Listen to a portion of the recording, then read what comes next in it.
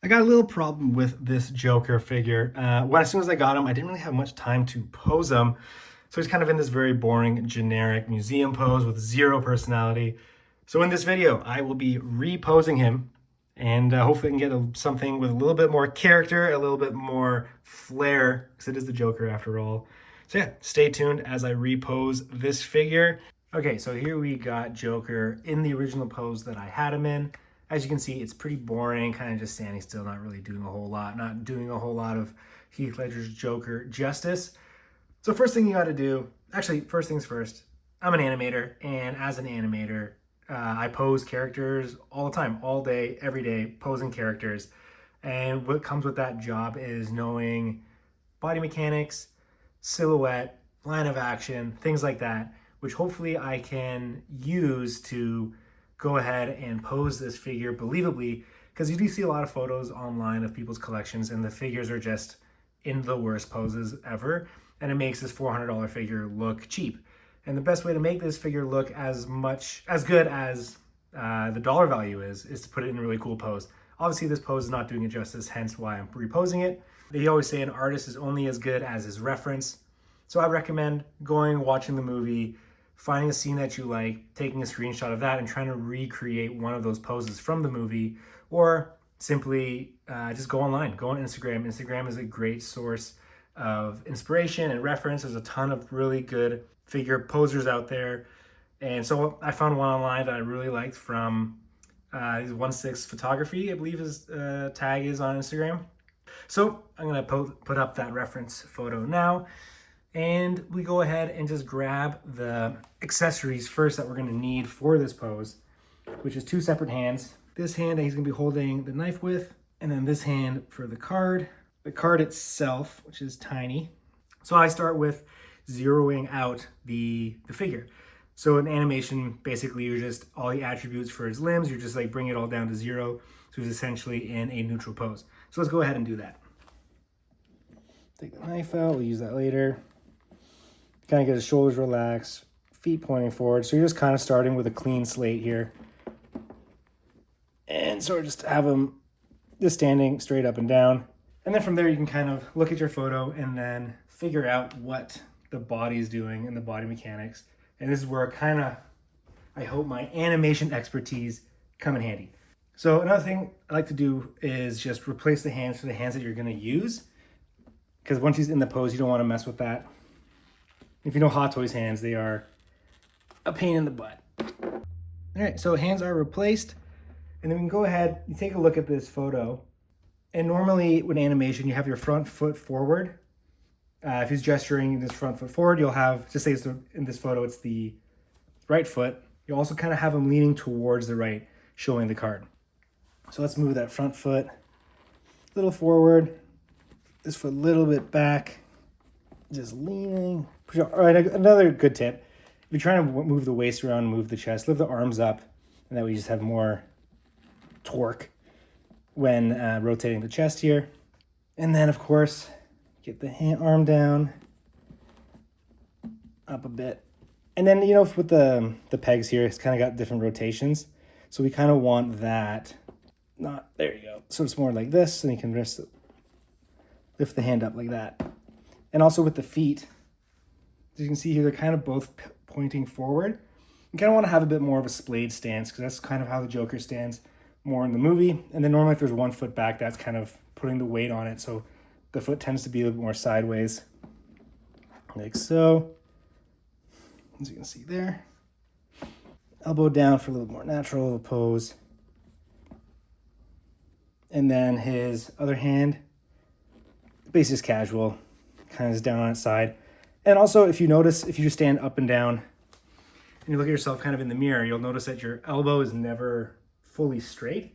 It's always just a little bit bent. So even when your arms relaxed, it's never fully straight. There's always just a little bit of a bend there. And you can kind of have also the biceps slightly rotated inwards, which also helps with having your arm fall a little bit more naturally when you're having it posed. That's even right there. Like, obviously the head's not done yet, but just as a base pose for the body, it's kind of looking a little bit better and got a little bit more character to it. And it's a little closer to the reference. So The great thing about this head sculpt is obviously the rolling eyes. So let's get the eyes dialed in here. Okay, so I got the head here. And the way it's kind of is in the reference, he's kind of looking down and up through his brow. And another thing with Hot Toys as of late, they've introduced the rolling eyes, which are incredible, which make every figure, I feel like, just so much better. But it also makes it harder for some collectors to kind of get the eyes right. And the eyes are the window of the soul. So getting it right is kind of hard, because if you don't have them perfect, it's a little uncanny and it can be a little unsettling. And I think there's a lot of issues with the in-art Joker is that I think it's the first time a lot of maybe collectors had rolling eyes, and they made the eyes a little bit too close together, and it just threw off the likeness entirely. So here's a little tip with the rolling eyes. So if he's looking above, like from under his brow, you don't want the black part of his pupil to into his face, essentially, because then his eyes are rolled up too high. So at most, it should cover maybe half of the black portion of his eye. And then when he's just looking straight up and his head's not tilted down or anything, the bottom part of the pupil should not hit any lower than it should just be grazing the bottom lid. Let me see if I can show you an example here. So yeah, you can kind of, the eyes are so glossy. You can kind of see the bottom part of the pupil is just grazing the bottom lid. You don't want it too low and you don't want it too high. So that's kind of like a perfect spot. But for us, we're going a little bit more, head's gonna be tilted a bit this way and his eyes off to the side, which in my opinion makes almost every sculpt look a little better doing that little side eye, which Justin Collectibles always talks about, but he's not wrong. So, okay, so we have the eyes off to the side and looking up a bit. And here's in a case where you want a little bit of white showing underneath the pupil, which you can kind of tell there. All right, let's get the head sculpt back on. The way he's got it, head tilting down, tilting a little bit to the left, a little bit down to the left. You can kind of either lean the head towards that same direction so we can really lean into it, or if you wanted to have competing actions, you can, to break up the pose a little bit, you can then tilt his head the opposite direction as well to kind of break it up. But I'm trying to lean toward, actually, that's kind of how he has it in his pose, is the head's kind of leaning to the other direction, but a little bit more sideways here. Then you want a little bit more down. And yeah, there you go. All right, let's get those accessories in and then I'll talk about silhouette. Okay, so you've got the figure essentially in frame here. And you got the knife in his hand. And there he is. So another thing in animation is they talk about, in animation they always say cheat to camera, which means, you know, like not everyone's gonna, during the movie, you're not gonna see the character from the behind, from his side. You're just gonna see him from where the camera wants him. So you wanna angle him towards the camera. And then in terms of collecting, the camera is your display, is how you're gonna view the character or how you're gonna view the figure. My main focus is how he's gonna look directly straight on. So right here, that's a terrible silhouette. Like he just kind of just looks clunky. So what you wanna do is, some a little bit more this way. You wanna probably put his hand away a little bit. Leave that bend. You kind of want to see a little bit of the knife there. So I can probably go back a smidge. And then his head, you won't see too much of his head, so you kind of want to get his head up a little bit more. You want his eye line to the viewer, which is you as you look at the figure. And then even a little bit, look, you want to, the card is kind of blocking his tie and his jacket underneath. So you kind of just move his arm out a little bit. So there you go. So you can see the card a little bit more clear against the purple jacket instead of it competing with the green of his undershirt. And yeah, you know what? That's looking not too bad, but I do think his legs could be a little bit more wide, a bit of a wider stance.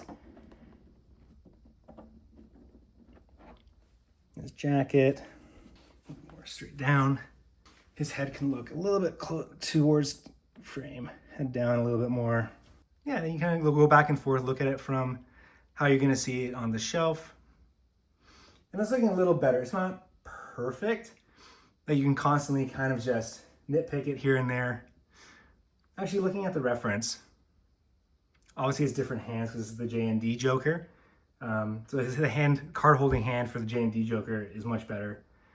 This one is not as good, but let's see if we can match that hand a little bit better to how he has it. He's got a little bit wider like this. The arm, it just adds a little bit to the silhouette. Make sure he doesn't fall over. Yeah, I don't know. In camera, it's not looking as good, which is unfortunate. But let's get this card. Let's see if we can move this card a little bit so it's a little bit more straight on. There you go. Maybe just lower it a little. The jacket too much. And the card can be framed with the jacket a bit more. I'm not in love with the hand. I feel like it's kind of showing off the blade too much, so it's just angle that a little bit more forward, a little bit more natural. Try to get the arm a little bit closer to his body. I think he needs to be a little bit more dynamic here. I'm gonna turn him a little bit more at the hip. And turn the head a little bit more towards the frame. That's looking a little better. Let's see if we can rotate him a little bit. So actually no, I like it kind of from that angle here. Let's move that card again a little. That's looking pretty good. I think actually no. I think a little bit more of a wider stance here. A little too narrow.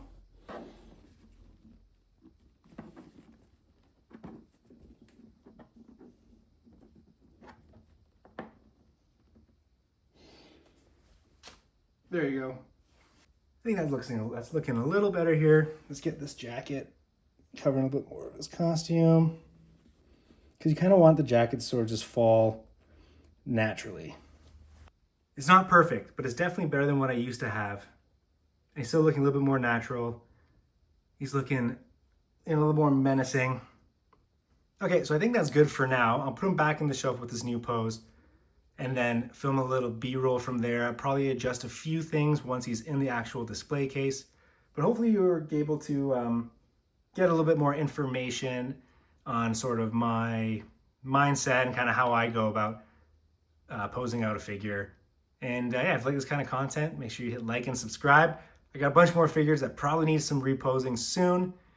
And yeah, let's jump in and see how it looks back on the shelf. Alrighty, here he is back in the display with the new pose.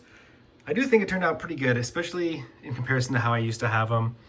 I think he looks pretty close to that reference that I was using to pose him up. I did make a couple changes. I adjusted the head tilt a little bit, the backhand a little bit. Also, I kind of pushed his weight a little bit further back onto his back foot.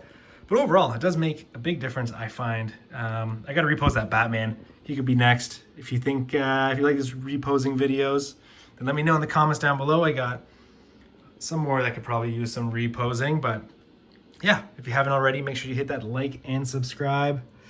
Let me know your thoughts on this pose, and I'll see you guys in the next video.